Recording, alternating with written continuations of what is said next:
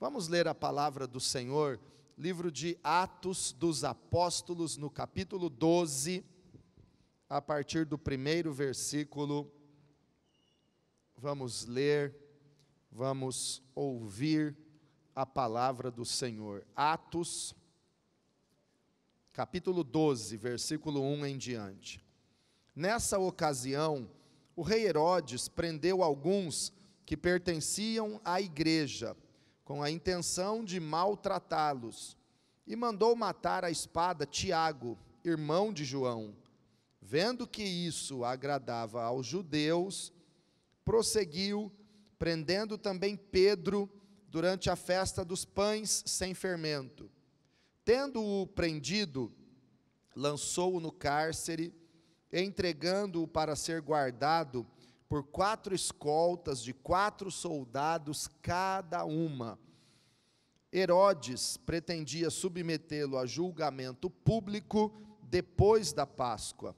Pedro, então, ficou detido na prisão, mas a igreja orava intensamente a Deus por ele. Na noite anterior ao dia em que Herodes iria submetê-lo a julgamento, Pedro estava dormindo entre 2 soldados, preso com 2 algemas, e sentinelas montavam guarda à entrada do cárcere. De repente, apareceu um anjo do Senhor, e uma luz brilhou na cela. Ele tocou no lado de Pedro e o acordou. Depressa, levante-se, disse ele. Então as algemas caíram dos punhos de Pedro. O anjo lhe disse: vista-se e calce as sandálias. E Pedro assim fez. Disse-lhe ainda o anjo: ponha a capa e siga-me. E saindo, Pedro o seguiu, não sabendo que era real o que se fazia por meio do anjo. Tudo lhe parecia uma visão. Passaram a primeira e a segunda guarda, chegaram ao portão de ferro que dava para a cidade. Este se abriu por si mesmo para eles e passaram. Tendo saído, caminharam ao longo de uma rua e de repente o anjo o deixou. Então Pedro caiu em si e disse: agora sei, sem nenhuma dúvida, que o Senhor enviou o seu anjo e me libertou das mãos de Herodes e de tudo o que o povo judeu esperava.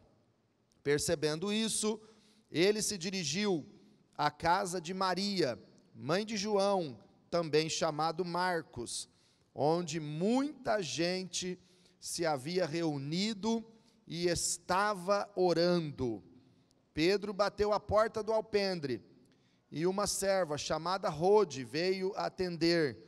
Ao reconhecer a voz de Pedro, tomada de alegria, ela correu de volta, sem abrir a porta, e exclamou: Pedro está à porta. Eles, porém, lhe disseram: você está fora de si. Insistindo ela em afirmar que era Pedro, disseram-lhe: deve ser o anjo dele.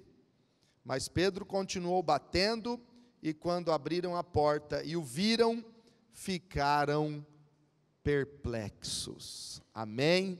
Vamos orar. Senhor, a tua palavra é a verdade, e nós estamos aqui, sedentos de ouvir a tua voz, e abertos para receber a palavra do Senhor para a nossa vida nesta noite. Fale comigo, Pai. Fale com este teu filho, com esta tua filha. Fale individualmente no coração de cada um de nós, e fale com toda a igreja, porque nós somos um só corpo, nós somos o teu povo, que se chama pelo teu nome, Senhor. Por isso, meu Deus, repreendemos toda distração, incredulidade ou confusão que o inimigo tente colocar para roubar a semente da palavra do Senhor plantada no nosso coração, Pai. Nós nos entregamos a Ti, nos submetemos ao Senhor e estamos aqui, Espírito Santo, para que o Senhor venha e toque em nós, conforme a Tua vontade, em nome de Jesus. Amém. Graças a Deus. Irmãos, Pedro foi milagrosamente liberto da prisão, e esse texto nos traz grandes verdades que eu quero compartilhar com você nesta noite. Primeiro, perseguições fazem parte da nossa vida com Cristo. Paulo escreveu na carta a Timóteo dizendo que aqueles que querem viver piedosamente em Cristo sofrerão perseguições. Quem aqui quer viver em Cristo, cheio do Espírito Santo, fazer a vontade de Deus aqui na terra? Então, entenda que perseguições fazem parte da nossa vida com Deus. Perseguições podem vir de fora, como no caso aqui, Herodes, o rei, mandou prender Tiago. Tiago era um dos 3 principais apóstolos de Jesus. Alguns milagres e algumas coisas Jesus fazia levando só 3 discípulos. Ele levava Pedro, Tiago e João. Então Herodes mandou prender Tiago e matou Tiago. E os judeus ficaram felizes. A popularidade do rei aumentou. Ele disse assim: então agora eu vou matar o Pedro, que é o líder de todos eles. Tiago, um dos maiores, já fez esse sucesso todo perante os judeus, eu vou matar é o Pedro mesmo. Aí mandou prender Pedro, colocou Pedro na prisão, escoltado, algemado, com algemas em cada soldado que o prendia. Perseguições externas, o rei perseguindo a igreja, o rei mandando prender os apóstolos, e prendeu mais algumas pessoas que pertenciam à igreja e maltratava-os. Então, existem perseguições de fora. A igreja e os cristãos são as pessoas e é a instituição mais perseguida na face da terra.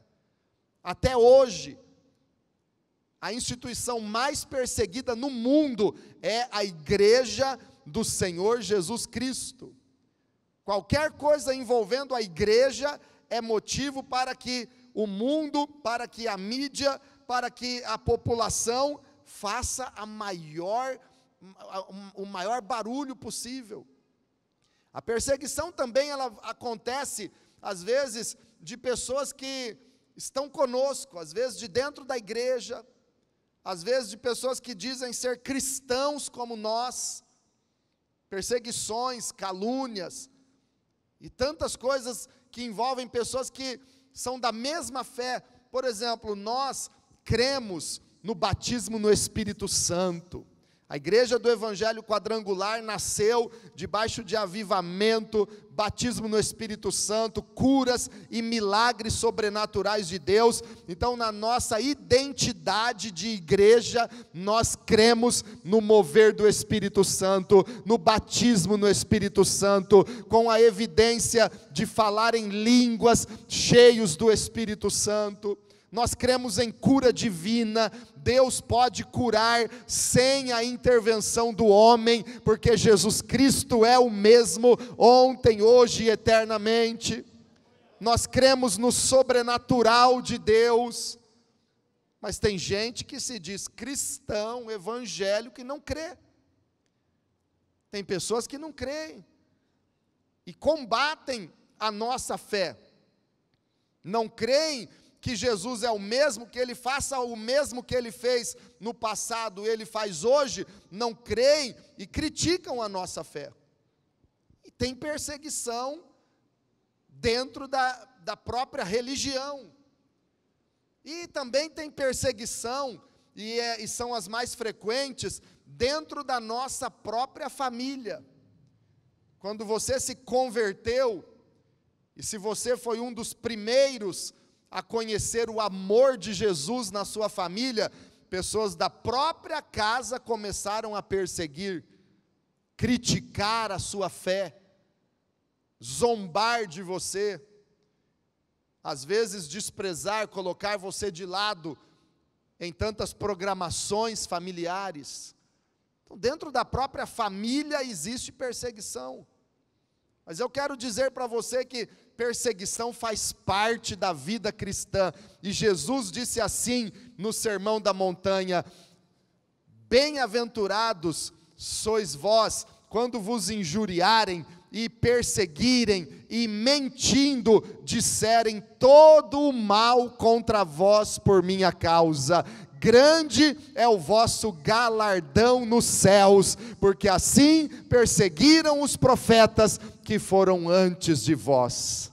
Exultai e alegrai-vos. Então, se você é perseguido, meu irmão, minha irmã, pode ter certeza que o teu galardão é grande lá no céu. E tem pessoas que ficam cheias de crise, entram em crise se alguém fala mal delas. Não entra em crise por isso. No começo do meu ministério isso me abalava muito. Se eu soubesse, se eu escutasse dizer que alguém falou mal de mim, e essas coisas voam como penas lançadas ao vento. Vai chegar na pessoa de quem você está falando mal. Aí quando eu escutava aquilo, eu entrava em crise, eu ficava triste, eu ficava irritado. Aí Jesus tratou comigo na palavra. E em Lucas 6:26 está escrito assim: Jesus disse: ai de vós, quando todos falarem bem a vosso respeito, porque assim fizeram e assim trataram os falsos profetas. Aí Jesus me perguntou: você quer ser um falso profeta? Que todo mundo vai falar sempre o bem de você? Eu disse: não, Jesus, podem falar mal. Ai de vós, quando todos falarem bem de vocês. Então esteja preparado para a perseguição. A perseguição não vai te destruir. Não importa se alguém critica a sua fé, se alguém quer prender você, se alguém quer atingir você e a sua família, se alguém te despreza, não importa de onde vem a perseguição, de fora, de dentro da família, o que importa é que Jesus te ama, morreu por você na cruz do Calvário, entregou todo o seu sangue para a remissão dos seus pecados, e Ele tem um plano maravilhoso e perfeito na sua vida, e nada e ninguém vai te separar do amor de Deus que está em Cristo Jesus. Ele te ama, é Jesus, aleluia, é Jesus. Mas esse texto também nos fala sobre oração. No verso 5 diz assim: Pedro então ficou detido na prisão, mas a igreja orava intensamente a Deus por ele. Diga comigo: a igreja orava intensamente. Irmãos, oração intensa. Isso Deus quer tratar e Deus quer ativar na sua vida nessa noite. Vida de oração. A igreja perdeu Tiago. Um dos 3 principais apóstolos de Jesus já tinha sido morto à espada. Agora prendem Pedro. Lançam Pedro na prisão. Chega a Páscoa, Herodes diz: depois da Páscoa eu vou julgá-lo e vou matá-lo. A igreja acordou. Será que está precisando você acordar para começar a orar intensamente? Já tinham perdido Pedro, agora a igreja acordou, e a igreja começou a orar intensamente por Pedro. Começou a orar. Deus nos chama a uma vida de oração intensa. Deus quer renovar a tua vida de oração, para que haja intensidade. Irmãos, eu me preocupo muitas vezes com a oração da igreja, e às vezes num momento de oração coletiva, algumas pessoas não conseguem orar intensamente, não conseguem. Tem pessoas que são intensas em várias coisas, menos na presença de Deus. Você tem sido intenso em que área da sua vida?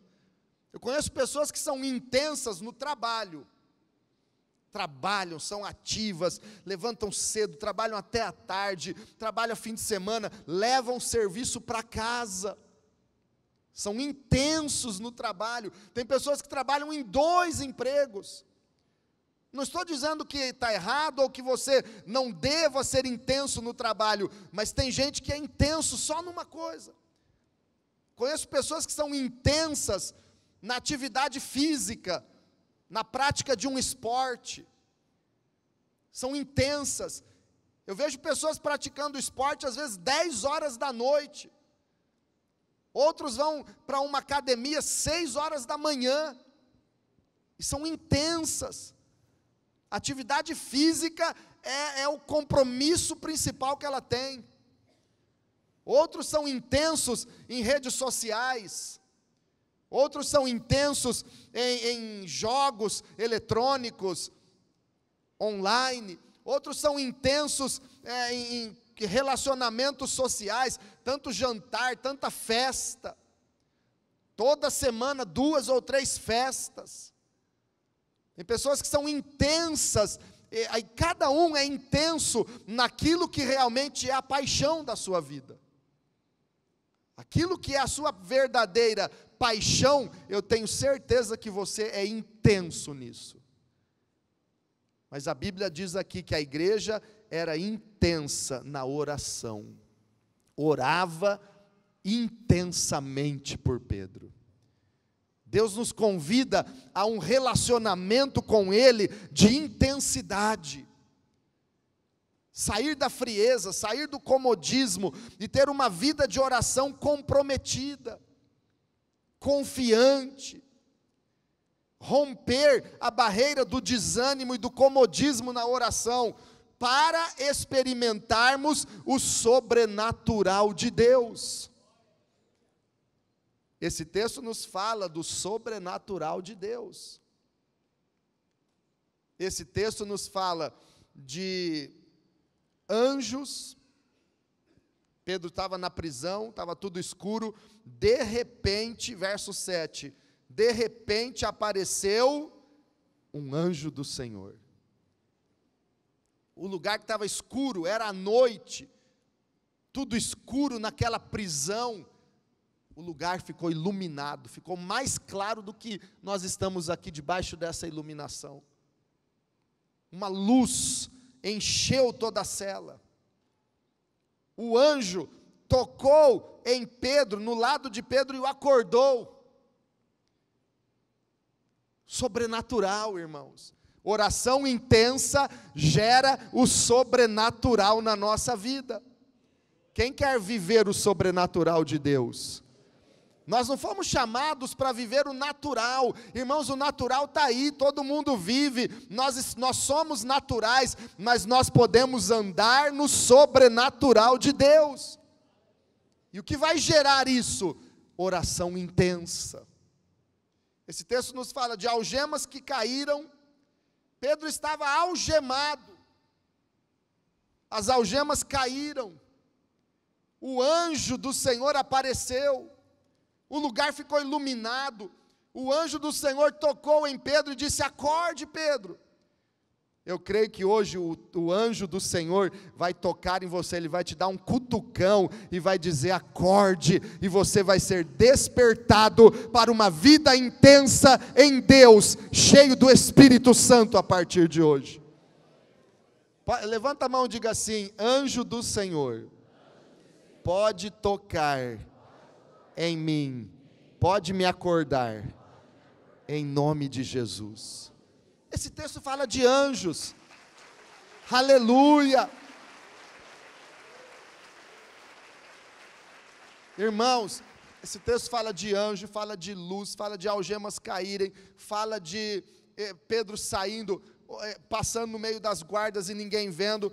Quando chegam no portão de ferro que dava para a rua, e um portão de ferro de qualquer cadeia, fica trancado ou fica aberto? O portão se abriu por si mesmo, diz a Bíblia. Portão automático no primeiro século, na prisão onde Pedro estava. Oração produz o sobrenatural. E aí nós estamos diante de uma realidade. Nós cremos no sobrenatural de Deus, ou nós não cremos que Deus possa fazer isso mais? Você crê nesse poder tão grande de Deus ou não?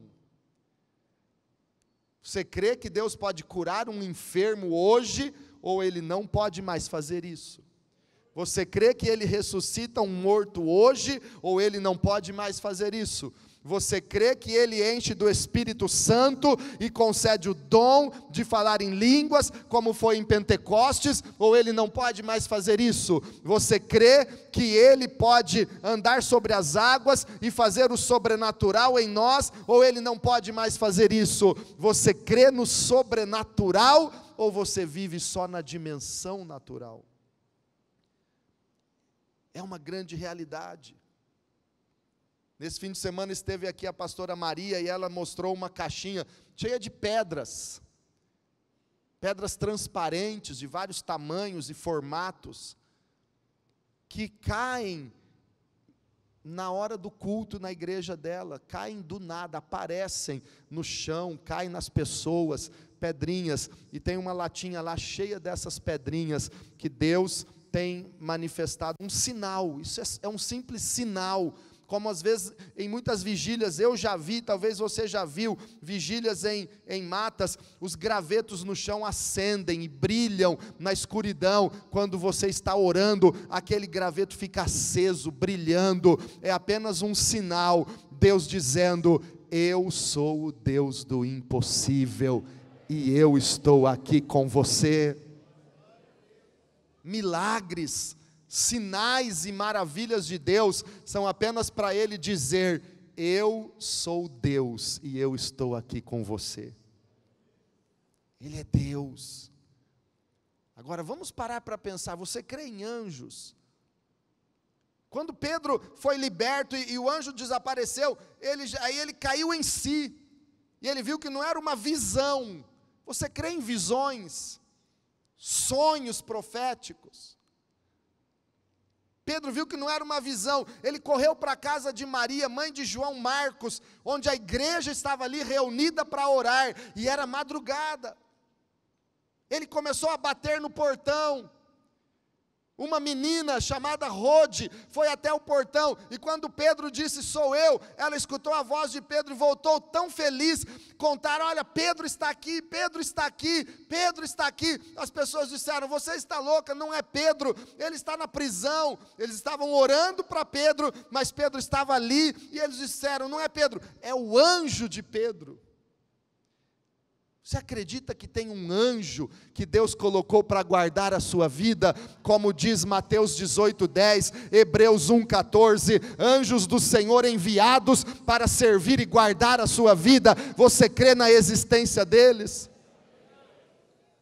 Irmãos, os judeus creem em anjo, e no Talmud, que é um dos livros judaicos, está escrito que quando eles vão ao banheiro, eles devem dizer para o anjo, com todo respeito: olha, anjo, espere aqui, vou cuidar das minhas necessidades e logo voltarei para estar com você. Eu conheço um pastor, isso é até meio doido, mas tem um pastor que ele fala que ele sabe o nome do anjo que Deus enviou para guardar a vida dele. Chama Decantil. Não parece meio doido?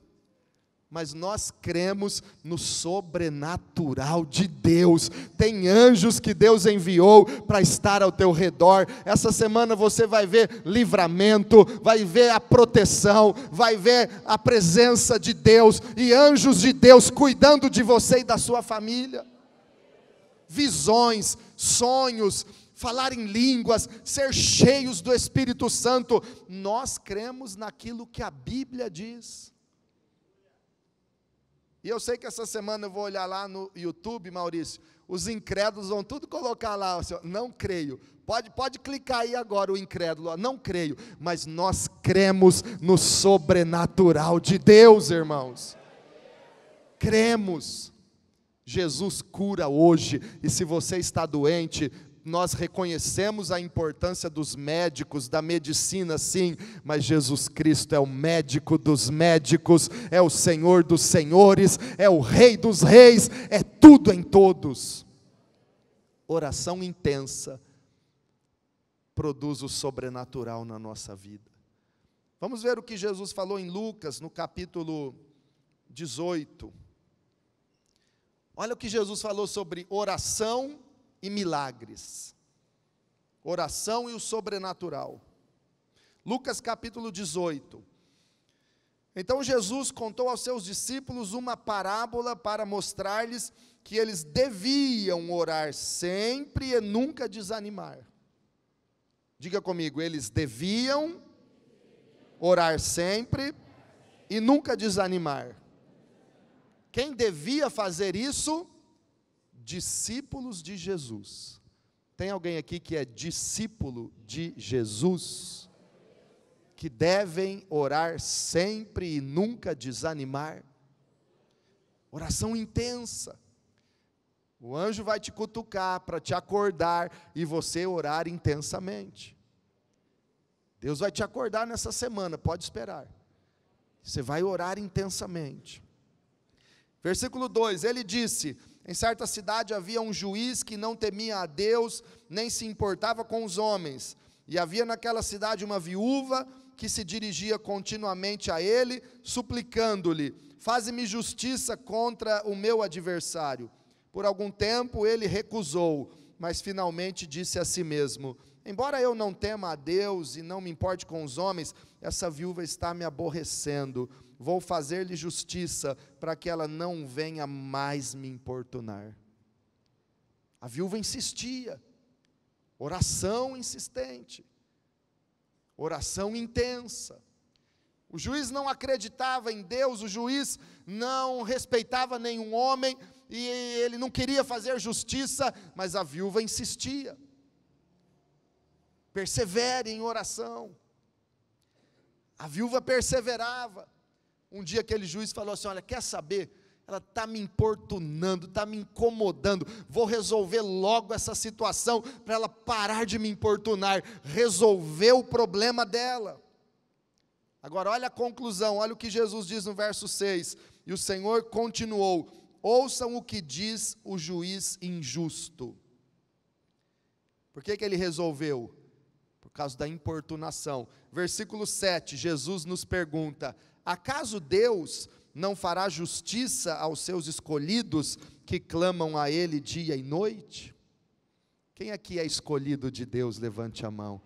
Ele te escolheu, você não está aqui por acaso, Jesus escolheu você, e a Bíblia diz: acaso Deus não fará justiça aos seus escolhidos, que clamam a Ele de dia e de noite?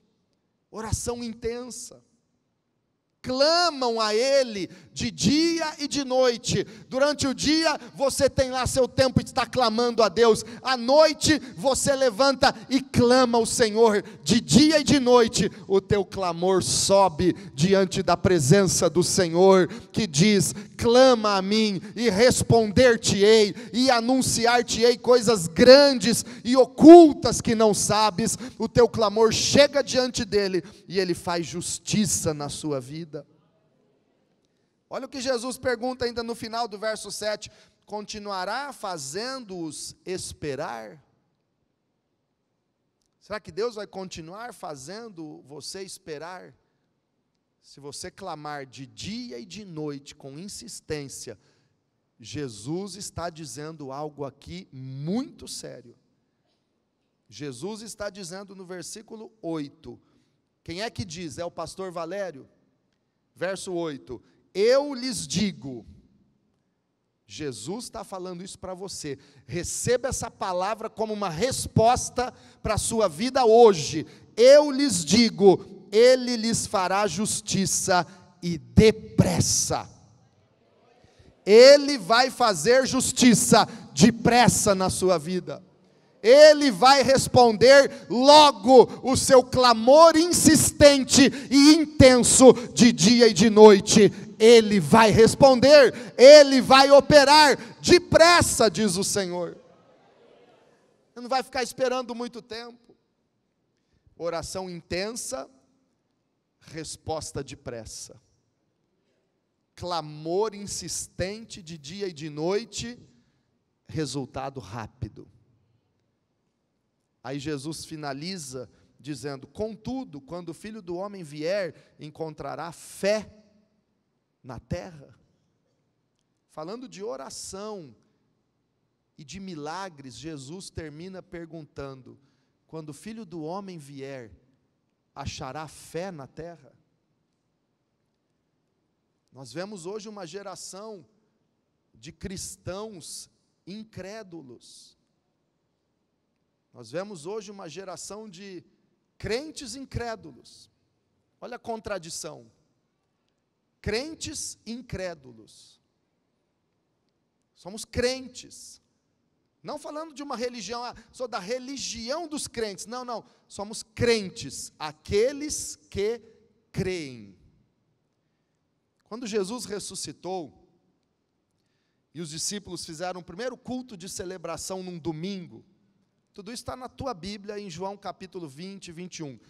Jesus ressuscitou, e os discípulos fizeram o primeiro culto de domingo. Judas já tinha se enforcado, os discípulos reuniram culto de celebração no dia da ressurreição, dia do Senhor, estavam ali reunidos, Jesus apareceu no meio deles.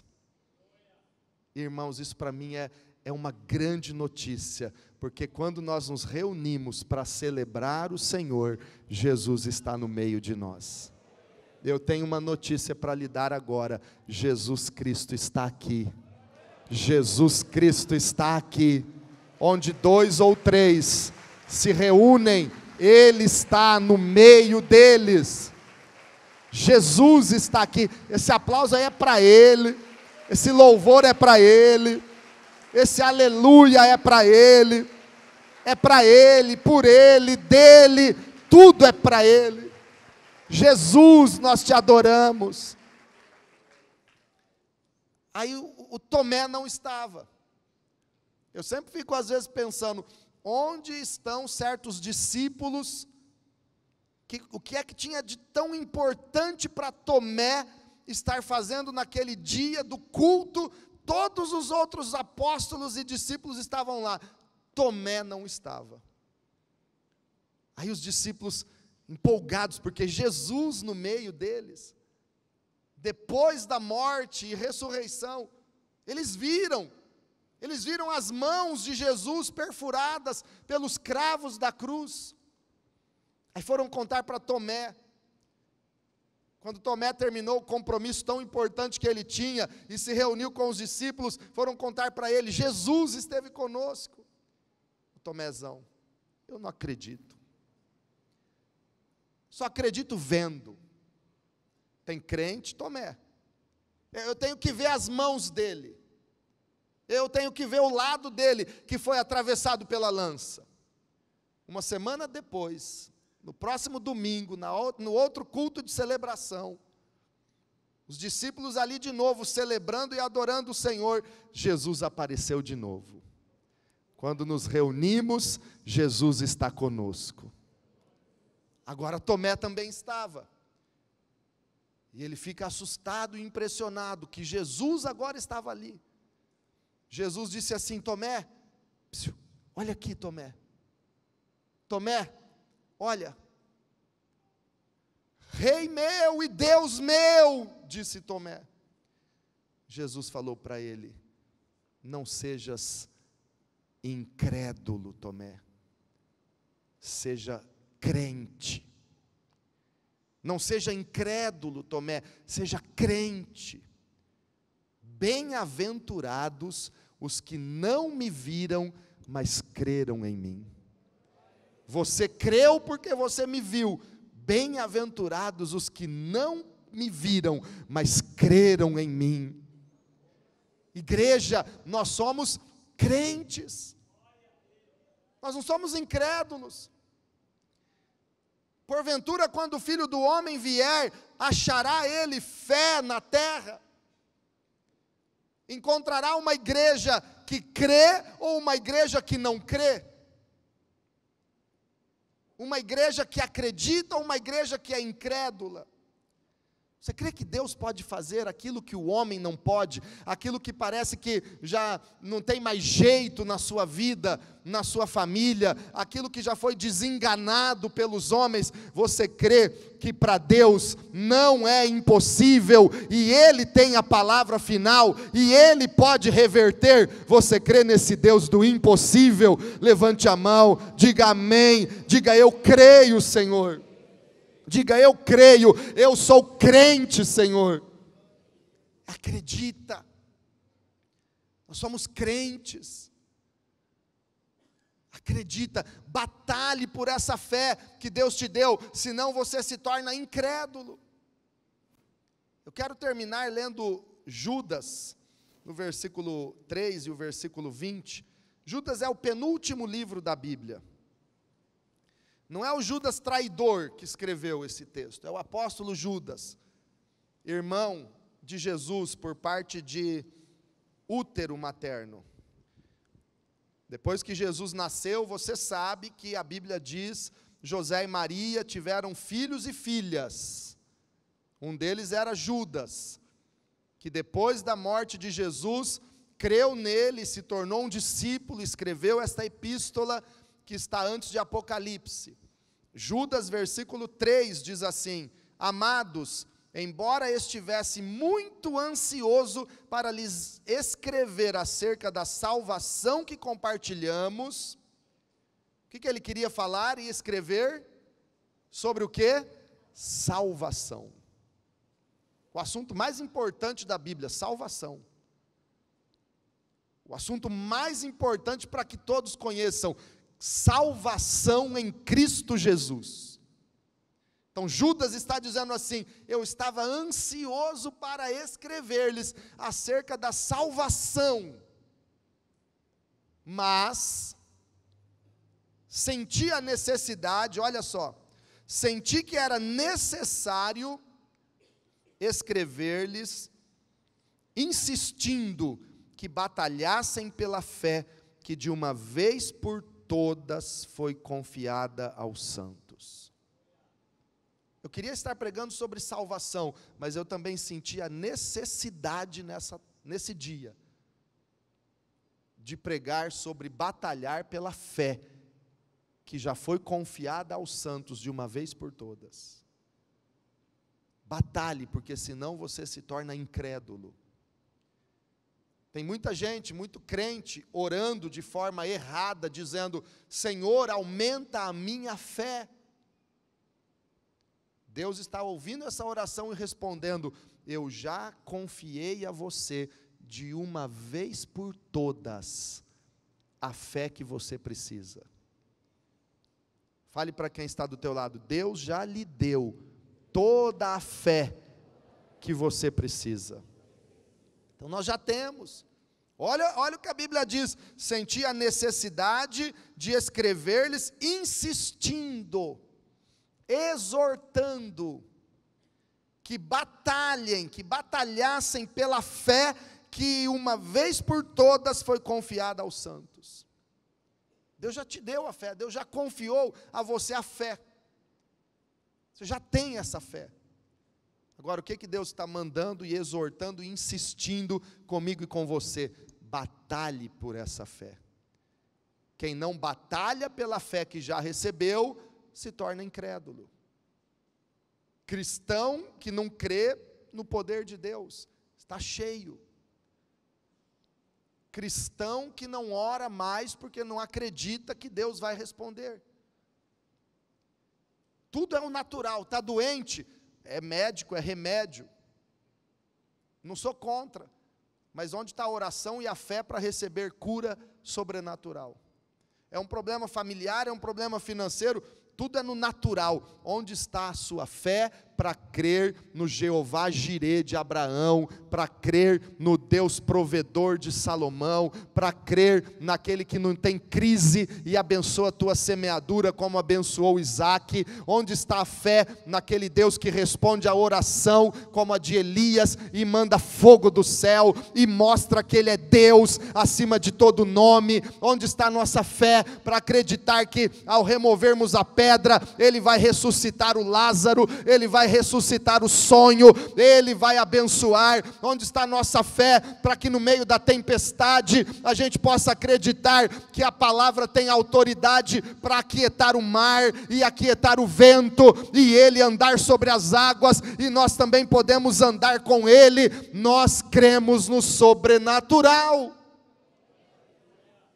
Se a gente não batalha pela fé, nos tornamos incrédulos. É por isso que Judas deixou de escrever sobre o assunto mais importante da Bíblia, que é salvação, para escrever sobre o assunto de fé. Batalhe pela sua fé. Aí como batalhar pela fé? O versículo 20 nos explica claramente. Verso 20, Judas, versículo 20. Edifiquem-se, porém, amados, na santíssima fé que vocês têm. Olha só uma pausa. Santíssima fé. É a mesma do versículo 3. A fé que foi dada aos santos. Santíssima fé. Que vocês têm. Diga assim: eu tenho essa fé santíssima que Deus já me deu. Então olha só, amados, edifiquem-se, porém, na santíssima fé que vocês têm. De que forma? Orando no Espírito Santo. Fica de pé. Orando no Espírito Santo. Ou você batalha por essa fé, orando no Espírito Santo, ou tua fé fica minguada. Sabe aquele homem da mão mirrada, que Jesus curou na sinagoga?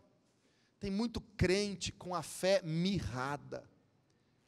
E hoje Jesus está falando: venha para o meio e erga a tua mão vai ser curada. Hoje o anjo vai te cutucar e você vai abrir o coração e vai sair daqui crendo no sobrenatural de Deus. Crendo. Seja crente. Ei, somos crentes. Há alguma coisa que você esteja passando difícil, problemático, Deus vai entrar com providência. Deus vai enviar anjo, Deus vai operar, Deus vai abrir portas automaticamente. Esse é o Deus que nós cremos. Mas batalhe pela sua fé. Quando Deus nos dá a fé, Ele nos dá como uma sementinha. Jesus contou a parábola dizendo que o reino dos céus é como a semente da mostarda. É menor que um grão de arroz, bem menor. Pequenininha a semente da mostarda. Mas quando plantada, ela começa a crescer e se torna a maior de todas as hortaliças. Se torna uma árvore. As aves se aninham, faz sombra, dá frutos.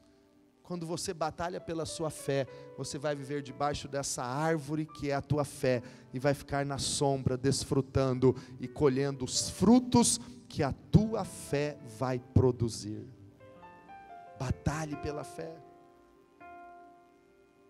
1 Coríntios 14 diz que aquele que ora em línguas edifica a si mesmo. Ore no Espírito Santo intensamente. Aquele que fala em línguas não fala aos homens, mas fala a Deus, e em espírito fala mistérios. Ore no Espírito Santo e batalhe pela sua fé. Irmãos, eu vou te contar um segredinho. Oração em línguas, no batismo com o Espírito Santo, não é só para você fazer barulho, é para você edificar a sua fé santíssima, que o Senhor colocou na tua vida. Feche os teus olhos agora, creia no Deus do impossível, creia, vamos adorar o Senhor.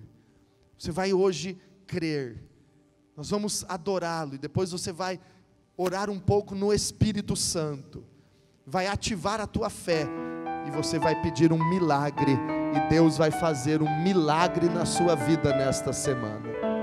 Milagres serão liberados do céu. Creia, feche os olhos, lembra de tudo que Ele fez e o que Ele vai fazer na sua vida.